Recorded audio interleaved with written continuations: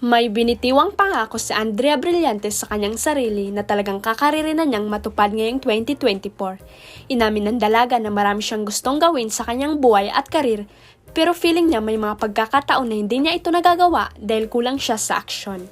Sa panayam ng magandang buhay kay Andrea kahapon ngayong 2024 ay talagang kikilos siya at gagawin lahat ng paraan para matupad ang mga binibitiwan niyang pangako. Kasi parang dami kong sinasabi noong 2023 na I want to do this, I want to do that. Pero I just realized like couple of weeks ago na I didn't put enough action to make it come true, to put into reality. For example, it doesn't have to be malalim po. Like puro ako I want to eat healthy, I want to work out. Never ko siyang nagawa. Parang yung workout na yun, parang 2016 pa yata eh. Or like I want to get my driver license. Pero puro ako, wala kasi akong time. Brillantes said, when asked what era in her life that she wants to end, pahayag ng lead star ng hit kapamilya series na Senior High na magtatapos na ngayong Biyernes. Pero this year, I am going to make time and I am going to put an extra effort para magawa ko na talaga yung plans ko for 2024. Stop procrastinating na rin at saka yung promises ko sa self ko, tutuparin ko this year. This is the year ang binitiwang pangako ng young actress.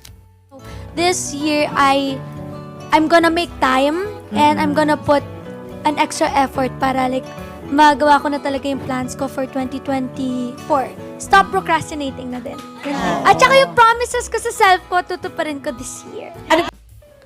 Samantala, muling nagpasalamat si Andrea sa lahat ng sumuporta sa Senior High mula nang una itong umere hanggang ngayong final week. Sa lahat po ng sumusubaybay, sumusuporta at nanonood ng Senior High, maraming pong salamat. Lahat ng eksena na ginawa namin dito sa Senior High ay ibinigay po namin lahat ng efforts, yung heart po namin lahat.